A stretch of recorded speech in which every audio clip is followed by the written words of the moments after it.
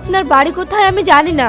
আব্বু যখন পছন্দ করেছে নিশ্চয় আপনি শহরের কোনো বড়লোক ঘরের ছেলে হবেন। তবে বিয়ের আগে আপনাকে একটা সত্য কথা বলতে চাই। আপনি আমাকে বিয়ে করে নিয়ে যেতে পারেন, আমি হয়তো আপনার সঙ্গে যেতে পারি, সংসারও করব, কিন্তু আমার মনটা এই গ্রামেই পড়ে থাকবে। কি হলো, থামলে কেন? একটু দাঁড়াও তো। এই ঘরটা থেকে কেমন একটা আওয়াজ আসছে, ঠিক যেন ঘড়ির মতো টিক টিক করছে। একটু ভালো করে শুনো।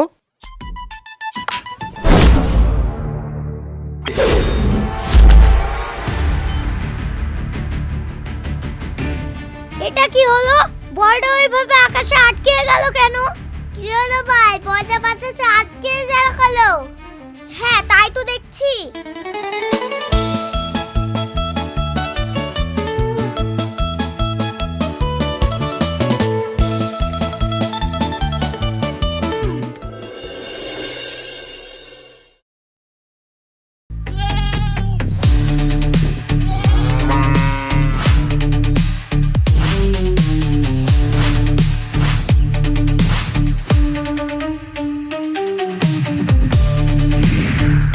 এই মাসুম বল কর, আজকে ছক্কা মেরি বলটা ওই জঙ্গলে পাঠাবো।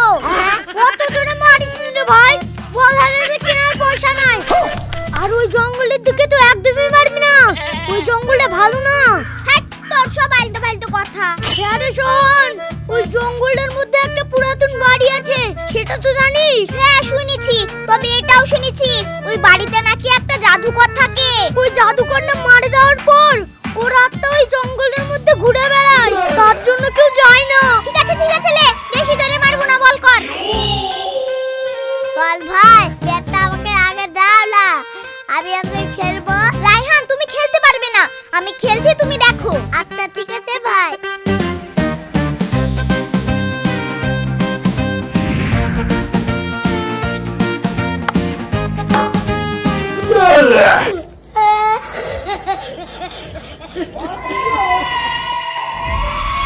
আরে চিচি, যা বললি তাই করলি।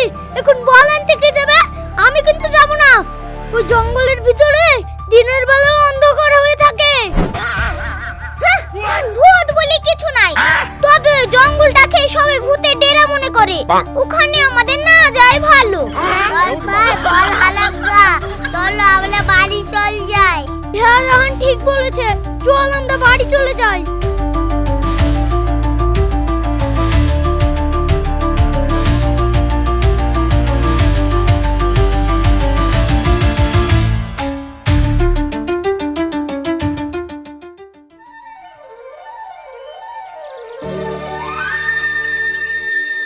তুমি আর দেখা করার মতো জায়গা পেলে না? ওই দেখো, ওই ছোট ছোট বাচ্চাগুলো এইদিকে আসছে। ওরা যদি আব্বুকে গিয়ে বলে দেয় তাহলে বাড়িতে অশান্তি শুরু হয়ে যাবে। হ্যাঁ তাই তো দেখছি, চলো ওইদিকে চলে যাই। ডাবলু দাঁড়াও, ওই জঙ্গলটা একদমই ভালো না, ওখানে যেও না। আরে তুমি ভয় পাচ্ছ কেন? আমি আছি না, আসো আসো আমার সঙ্গে আসো।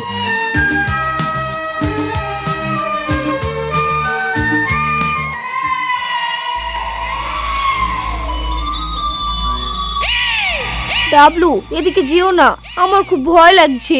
আরে ধুর পাগলি, কিচ্ছু হবে না।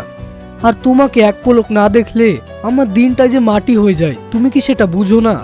থাক হয়েছে, আর বাতাস দিতে হবে না। শোনো, আব্বু কিন্তু ঘটক ঠিক করছে, তুমি তাড়াতাড়ি কিছু একটা করো। আমি তোমাকে ছাড়া কিন্তু অন্য কাউকে বিয়ে করতে পারবো না। আরে বিশ্বাস রাখো শাবানা, আমি থাকতে তোমার কোনো ভয় নেই। দরকার হলে দিন রাত খাটবো, তবু তোমাকেই আমার ঘরের বউ করে নিয়ে আসবই। সত্যি বলছো? আমাকে ছেড়ে যাবে না তো? মরি যাব, তবু তোমাকে ছাড়বো না। এই দেখো ভাঙা ইটের কসম খেয়ে বলছি।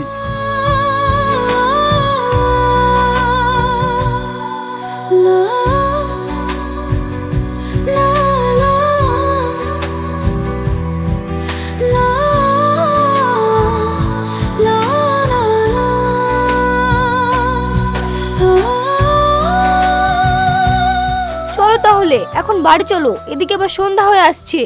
হ্যাঁ চলো, তোমাকে বাড়িতে রেখে আসি।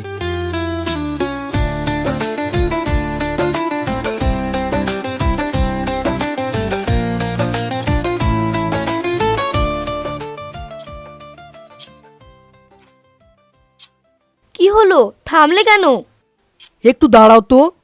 এই ঘরটা থেকে কেমন একটা আওয়াজ আসছে, ঠিক যেন ঘড়ির মতো টিক টিক করছে। একটু ভালো করে শুনো। তাই তো, আওয়াজটা ঠিক এদিক থেকে আসছে। ওইখানে দেখো তো।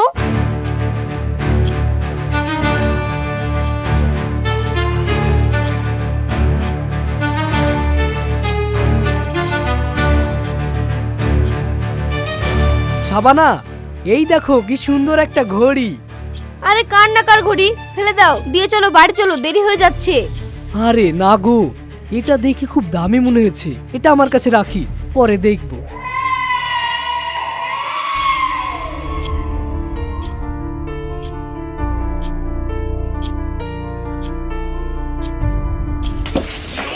শাবানা দাঁড়াও।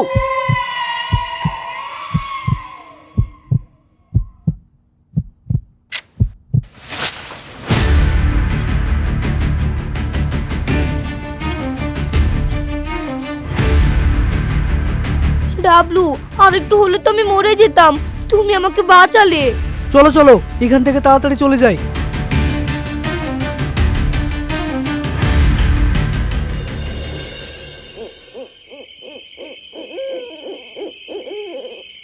কি রে, মা তোকে সে কখন থেকে খাওয়ার জন্য ডাকছে, তুই কি শুনতে পাচ্ছিস না? চল ঘরে চল। না রে, আমি খাবো না, আমার শরীরটা ভালো লাগছে না, ভাবছি শুয়ে পড়বো। তুই খাওয়া দাওয়া করে শুয়ে পড়, আমি আসছি। শরীর খারাপ? কই দেখি। গা তো ঠান্ডা, কিন্তু তুই ঘামছিস কেন? আর তোর হাতে ওটা কি? কিছু না কিছু না, যা তুই শুয়ে পড়। আমাকে বোকা ভাবিস না ভাই, আমি নিজের চোখে দেখলাম। তোর হাতে ওটা কি ছিল? সত্যি করে বল, তুই কি প্রেম করছিস না কাউরির গহনা চুরি করেছিস? আরে না রে পাগলি, ওই জঙ্গলে ভাঙা বাড়িটার পাশ দিয়ে আসার সময় এটা পেলাম। কিন্তু খবরদার মাকে বলিস না, মা জানলে আস্ত রাখবে না, ভাইবে চুরি করেছি। একটু দে না দেখি, আমি শুধু একবার ছুঁয়ে দেখবো। না ধরিস না ধরিস না, এটা একটা নষ্ট ঘড়ি, তবে কেমন যেন অদ্ভুত, এটা ধরলে হাত অবাস হয়ে আসে। তুই বড্ড ভীতু, দে তো এদিকে। ও মা গো, এটা কি হলো ভাইজান? ঘড়িটা বরফের মতো ঠান্ডা কেন? আর মনে হলো হাতে রক্ত চলাচল বন্ধ হয়ে গেল। তোকে বললাম না এটা সাধারণ জিনিস না, এটা নিয়ে খেলা করিস না হাবিবা, এটা বিপজ্জনক হতে পারে। আজ বিকেলে এই ঘড়িটার জন্য শাবানা এক বড় বিপদ থেকে বেঁচে গেছে। মানে শাবানা বুবুর কি হয়েছিল? সে অনেক কথা পরে বলবো, এখন শোন, তুই যদি আমার লক্ষ্মী বোন হোস, এই ঘড়ির কথা কাউকে বলবি না। ঠিক আছে ভাই, বলবো না, কিন্তু আমার খুব ভয় লাগছে। কালকে তুই ঘড়িটা ফেলে দিয়ে আসিস।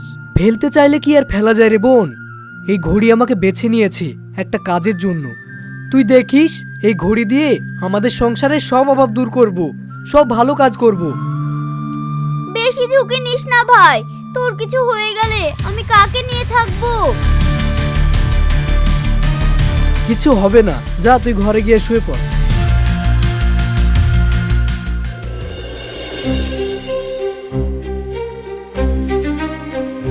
শাবানা এদিকে আয়। শোন, একটা ভালো খবর আছে, ভালো করে কানে ঢুকিয়ে নে। পাত্রপক্ষ পাকা কথা দিয়ে গেছে, ছেলে সাধারণ কেউ না, শহরের নামকরা ইঞ্জিনিয়ার, মাসে 50,000 টাকা বেতন, 3তলা বাড়ি, 3-4টে গাড়ি। এমন ছেলে হাজারে একটাও মেলে না। কিন্তু আব্বা, আপনি তো আমার মতামত নিলেন না। আমি এখন বিয়ে করতে চাই না, আমি আরো কিছুদিন আপনার কাছে থাকতে চাই। মতামত? তোর আবার কিসের মতামত? আমি তোর বাপ, আমি যেটা ভালো বুঝবো সেটাই হবে। মেয়ে মানুষ অত শখ করতে নেই, বয়স হয়েছে, এখন অন্যের ঘরে গিয়ে সংসার ধর্ম পালন করবি, এটাই নিয়ম। সামনের সপ্তাহে ওরা আংটি পরাতে আসবে। কিন্তু আব্বা, টাকা পয়সা গাড়ি বাড়ি দিয়ে সুখ কেনা যায় না। আমি ওই শহরে গিয়ে থাকতে পারবো না, আমার গ্রামের পরিবেশ খুব ভালো লাগে। গ্রাম ভালো লাগে না গ্রামের কাউকে ভালো লাগে? আমাকে কি তুই অন্ধ ভাবিস? আমি সব খবর রাখি। ওই পাড়ার বকাটে এতিম ছেলে ডাবলু, ওকে দেখলাম কালকে বিকেলে আমাদের বাড়ির পেছনের বাগানে ঘুরঘুর করতে। ও কার জন্য আসে? তোর জন্য। খবরদার শাবানা, আমি বলে দিচ্ছি, ওই ছেলের ছায়াও যেন এই বাড়ির ত্রিসীমানায় না দেখি। ওর সাথে কোনোদিন তোকে যদি কথা বলতে দেখি না, তবে তোর পা ভেঙে ওই ঘরে শিকল দিয়ে বেঁধে রাখবো। মনে রাখিস, হেলাল শিকদারের মেয়ের জামাই হবে রাজপুত্র, কোনো ভিখারি না। চাচা, আপনি একটু বেশি রাগ করেছেন। ডাবলু ভাই গরিব হতে পারে, কিন্তু ছেলে হিসেবে খুব ভালো। গ্রামে কারোর বিপদ আপদে ডাবলু ভাই সবার আগে ছুটে আসে। ওর মনটা অনেক বড়। তুই চুপ কর রেজিয়া, বেশি পাকামু করিস না। মন দিয়ে কি পেট চলে? বড় মন দিয়ে কি চাল ডাল কেনা যায়? ডাবলু না আছে বাপ, না আছে মা, না আছে ভিটে মাটি, না আছে রোজগার। আমার মেয়ে কি সারা জীবন অন্যের দুয়ারে হাত পাতবে?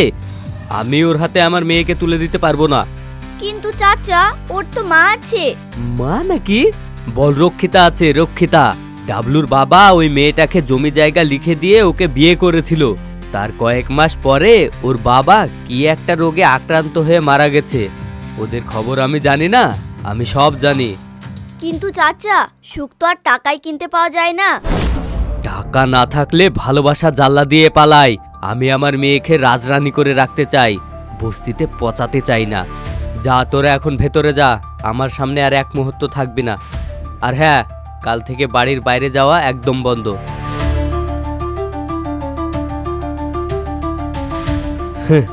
যত সব ন্যাকামি। দুদিন কাঁদবে, তারপরে সব ভুলে যাবে।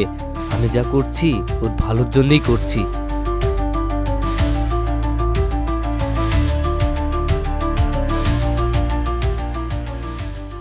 কিরে, রেডি তো? হ্যাঁ হ্যাঁ রেডি, বল কর। আজকে যত জোরে মারবি মার, বল। আর আজকে জঙ্গলে যাবে না। আরে বল কর তো, তারপর দেখছি।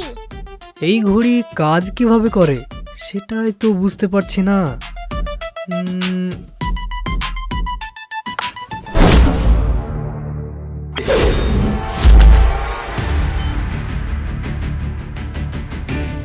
এটা কি হলো? বলটা ওইভাবে আকাশে আটকে গেল কেন? কি হলো ভাই, পয়সা পাতাতে আটকে গেল? হ্যাঁ, তাই তো দেখছি।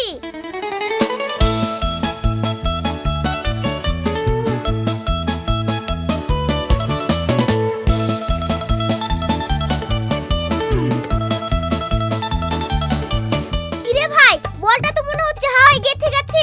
এমন তো কখনো হয় না। তাই তো দেখছি, বলটা অনেক উঁচুতে আছে। আমি তো হাতই পাচ্ছিনি। বাসু ভাই, সৎ ভাইকে করে করে তুলো।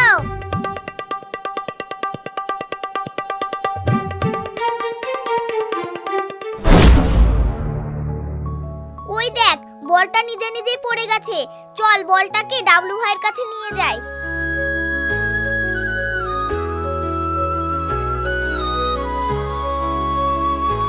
ডাবলু ভাই, তুমি দেখলে আমাদের বলটা কিভাবে আকাশে আটকে গেছিল? এই ঘড়ির ব্যাপারে এদেরকে কিছু বলা যাবে না। কি হয়েছে রে? ভূত দেখা মতো এখানে দৌড়ে এলি, আর খেলা রেখে এখানে কি করছিস? বিশ্বাস করো ভাই, সল বল মারলো, বলটা আকাশে গিয়ে আটকে গেল। আরে ধুর বোকা, তোরা অনেকক্ষণ থেকে খেলা করছিস তো, ওই জন্য তোদের চোখে ধাঁধা লেগে গেছে। বলটা হয়তো একটু বাতাসে ভেসি ছিল। না ভাই, বাতাসের সাধ্য নেই বলটা ওইভাবে আকাশে আটকে রাখার। আমার মনে হয় কোনো ভূত পেতে বলটা ধরেছিল। আরে বাদ দে তো ওইসব, বল তো ফিরে পেয়েছিস নাকি? সন্ধ্যা হয়ে গেছে, খেলা করতে হবে না, চল বাড়ি চল।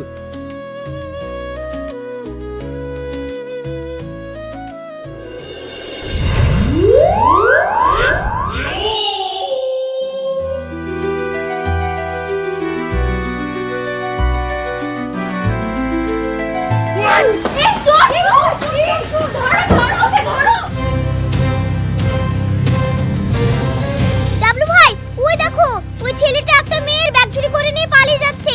আরে হ্যাঁ, তাই তো, চল গিয়ে ধরি।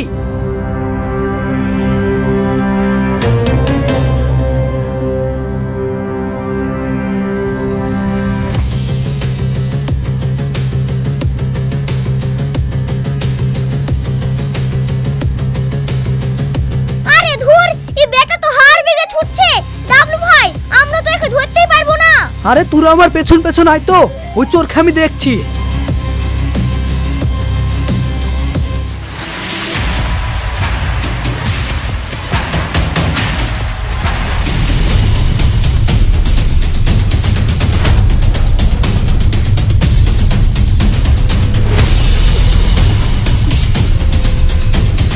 কিরে, ব্যাগটা ওইভাবে দাঁড়িয়ে গেল কেন? চল তো কাছে গিয়ে দেখি। এরা তো সবাই ওর কাছে যাচ্ছে। এখন যদি আমি এই বোতামটা না টিপি তাহলে তো সব রহস্য ফাঁস হয়ে যাবে।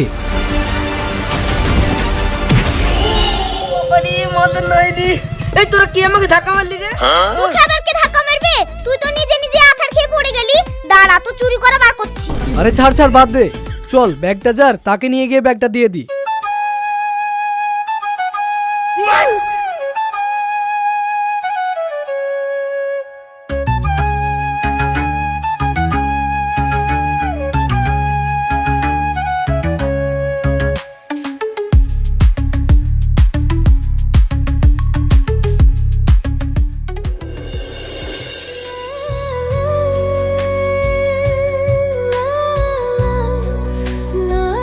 শাবানা, এই শাবানা, তোমার কি হয়েছে? তুমি কাঁদছো কেন? আমি খবর পেয়ে সব কাজ ফেলে ছুটতে চলে এসেছি। এখন এসে আর কি হবে ডাবলু? সব তো শেষ হয়ে গেল। আমি তোমাকে আগেই বলেছিলাম, তুমি আমার কোনো কথা কানেই তোলনি। কথা কানে তুলিনি মানে? আমি তোমার সব কথাই শুনেছি, সব বুঝতে পারছি, কিন্তু এত তাড়াতাড়ি দেখাশোনা হয়ে যাবে আমি বুঝতেই পারিনি। শুধু দেখাশোনা না ডাবলু, আজ সকালে আব্বা বিয়ের দিনক্ষণ পাকা করে ফেলেছে। সামনে শুক্রবারেই পান ছিন্নি, আর এই মাসের শেষে আমার বিয়ে। পাত্রপক্ষ সব ঠিক করে দিয়ে গেছে। সামনে শুক্রবারে? এত তাড়াতাড়ি? হিলাল চাচা এটা কি করলো? মেয়ের মতামতের তো কোনো দামই দিল না। আব্বা কারো কথা শোনার মানুষ না গো। আমি কত করে বললাম আব্বা আমি এখন বিয়ে করব না, উল্টে আমাকে ধমক দিল। তুমি বলো এখন আমি কি করব? আমি তোমাকে ছাড়া অচেনা মানুষের সঙ্গে কিভাবে ঘর করব? তার থেকে আমার মরণই ভালো। ছি শাবানা, ওসব কথা মুখে এনো না। আমি বেঁচে থাকতে ওসব হতে দিব না। চাচা বিয়ে ঠিক করেছে তো কি হয়েছে? আমি তো আর মরে যাইনি। কিন্তু তুমি কি করবে? আব্বার যা জেদ, কারো সাধ্য নেই এই বিয়ে আটকানোর। আমার খুব ভয় করছে ডাবলু। ভয় পেও না, তোমাকে বলেছিলাম না আমাদের ভালোবাসা কেউ আলাদা করতে পারবে না। আমি তোমাকে কথা দিয়েছিলাম, সেই কথা আমি রাখবো। দরকার হলে পৃথিবী উল্টে দেব, সময় থামিয়ে দেব, তবু তোমাকে অন্য কারোর হতে দেব না। তুমি সত্যি বলছো ডাবলু? তুমি পারবে তো আমাকে বাঁচাতে? তুমি শুধু আমার উপর ভরসা রাখো। দেখো আমি কি করি। এবার চোখের পানি মোছো, কেউ দেখে ফেললে সমস্যা হবে। তুমি বাড়ি যাও, আমি ব্যবস্থা নিচ্ছি। রিজিয়া,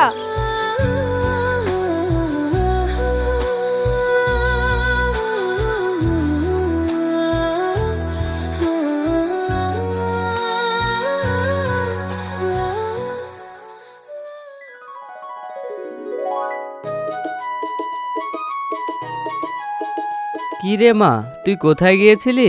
আব্বা আমি একটু রিজিয়াদের বাড়িতে গিয়েছিলাম রিজিয়াকে ডেকে আনতে। ও আচ্ছা ঠিক আছে, আমি একটু বাজারে যাচ্ছি, জরুরি কাজ আছে। তোরা দুজন বাড়িতেই থাকবি, কোথাও যাবি না। দিনকাল খুব খারাপ চলছে। ঠিক আছে আব্বা, সাবধানে যাবে।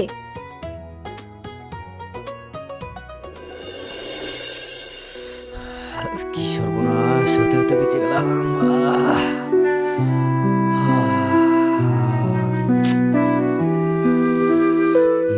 আব্বা তুমি তুমি তো এক্ষুনি বেরিয়ে গেলে, আবার ফিরে এলে যে? আর তোমাকে তো চিন্তিত দেখাচ্ছে কেন? কি হয়েছে তোমার? চাচা, আপনার শরীর খারাপ লাগছে, আমি পানি নিয়ে আসছি। দে মা দে, একটু পানি দে, গলাটা আমার শুকিয়ে যাচ্ছে।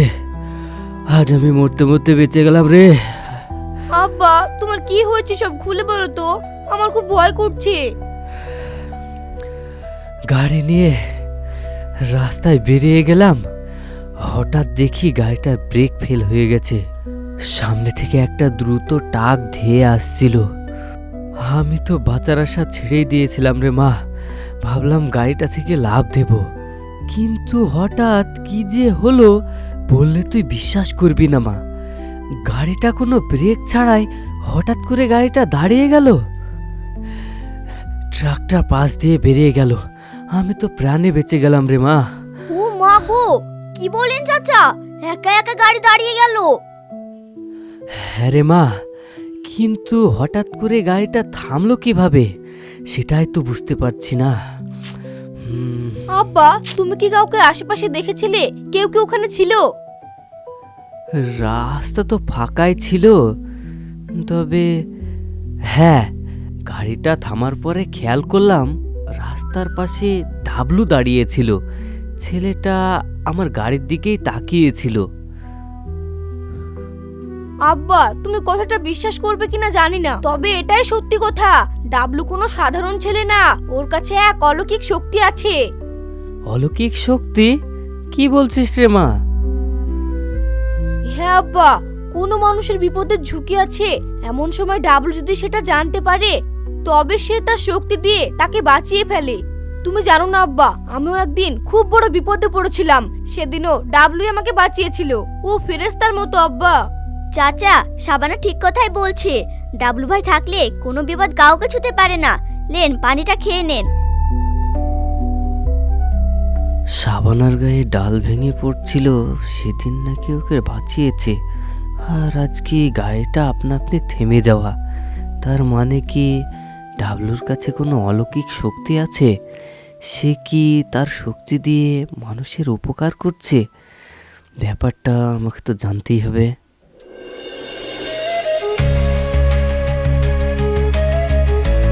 কি হলো, তোমরা কোথায় যাচ্ছ? রিজিয়াদের বাড়িতে যাচ্ছি। রিজিয়াদের বাড়িতে? ওখানে এখন যেতে হবে না, যাও ড্রেসটা পাল্টিয়ে ভালো করে সাজগুজ করে নাও, আজই এক্ষুনি তোমার বিয়ে দিয়ে দেবো। বিয়ে? হ্যাঁ বিয়ে। তোমার জন্য আমি আর একটা ছেলে দেখেছি, হীরের টুকরো ছেলে, আমার খুব পছন্দ হয়েছে। ওই ছেলের সঙ্গে আজই তোমার বিয়ে দেবো। যাও তাড়াতাড়ি রেডি হয়ে নাও, এখনই আমাদেরকে বেরোতে হবে। আব্বা, তুমি সব কি বলছো? আগামী শুক্রবারে তো একজনের সঙ্গে পাঁচদিনের দিন ঠিক করেছো, আজ আবার আরেকজন। তুমি আমার প্রতি অন্যায় করছো আব্বা। আমার মতামত নিচ্ছ না কেন? আমি কি পুতুল নাকি? যে ছেলেটার সঙ্গে বিয়ের কথাবার্তা চলছিল সেই ছেলেটা বাদ, আজকে আমি যে ছেলেটা দেখেছি এই ছেলেটার সঙ্গেই তোমার বিয়ে দেবো।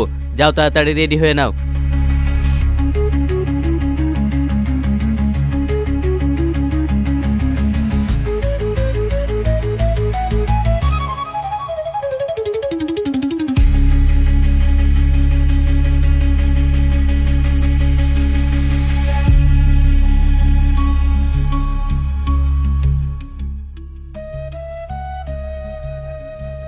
ওই দেখো ওইখানে যে ছেলেটা দাঁড়িয়ে আছে, ওর সঙ্গে আজই এক্ষুনি তোমার বিয়ে দেবো।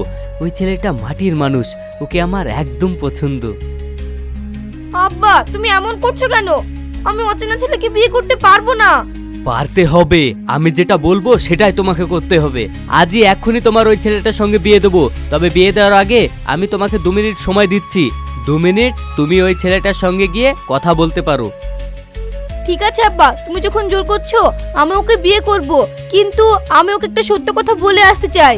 আচ্ছা ঠিক আছে, যাও তুমি ওকে যা খুশি বলতে পারো, তবে একটা কথা মনে রাখো, বিয়ে আমি ওর সঙ্গেই দেবো, আর আজই এক্ষুনি।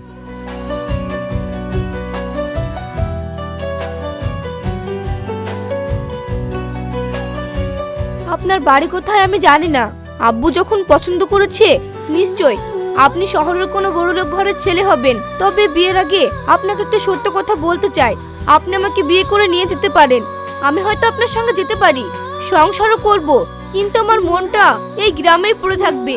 আমার মনটা পড়ে থাকবে আমার সেই ছেলেবেলার খেলার সাথী, আমার বন্ধু, আমার ভালোবাসা সেই ডাবলুর কাছে। আমি তাকে ছাড়া কাউকে কোনোদিন ভালোবাসতে পারবো না। শুধু মনটাই থাকবে, তুমি থাকবে না? ডাবলু, তুমি এখানে?